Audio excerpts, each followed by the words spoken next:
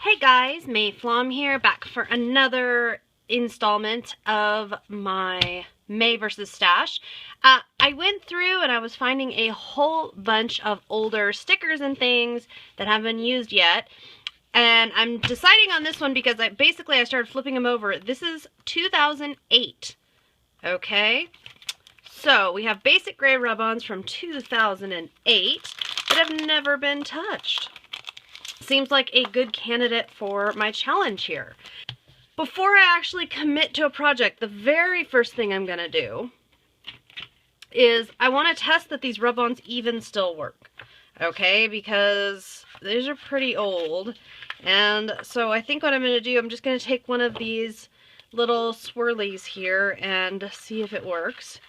I like to cut them off of my rub-on sheet. It's kind of up to you. Some people like to live on the edge and just rub on from the whole thing. What I like about cutting it off is that I can really see exactly where it's going to go. Even with the protective little backing sheet on here, I can really figure out where I want to place my rub-on and if I like it and all of that. Digging around my stash of photos, the challenge, because when I'm going to be using my supplies, I do have a lot of stories that I want to tell, have a lot of photos to scrapbook, so that's always my default. That's always what I go and look at first.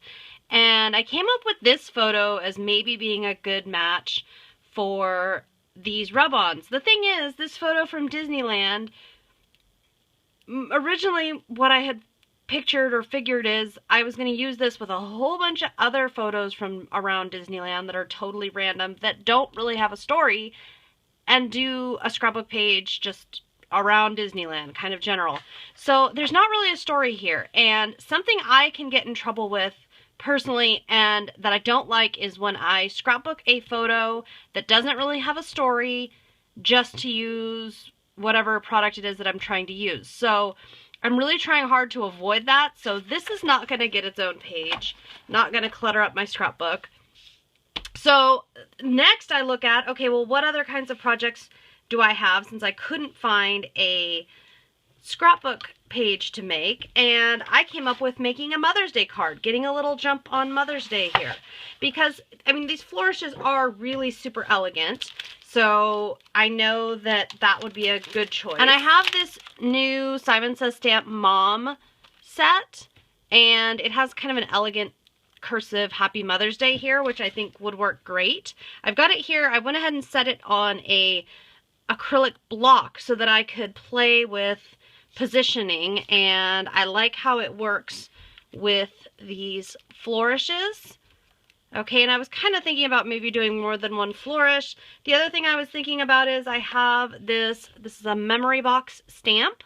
It's a butterfly, and I was thinking that butterfly with the damask pattern on the one wing would look really great with these stamps. And I'm also thinking that I like, this is kind of a crown, but I kind of like how it would look peeking out from the top of the butterfly there. So at this point, I'm going to go ahead and I think I will do the Happy Mother's Day in white embossing powder, and I'll explain that, the why of that, in a moment, and go ahead and rub all of this down. So I put my rub-ons, I've got my Cornflower Blue Hero Art Shadow Ink both stamped here, and then I also rubbed some onto my white background. And the Happy Mother's Day, I ended up stamping that in blue. Now what I'm doing, I started to draw a line of stickles. This is icicle stickles. And I started to draw a line with it, and I didn't like how that looked.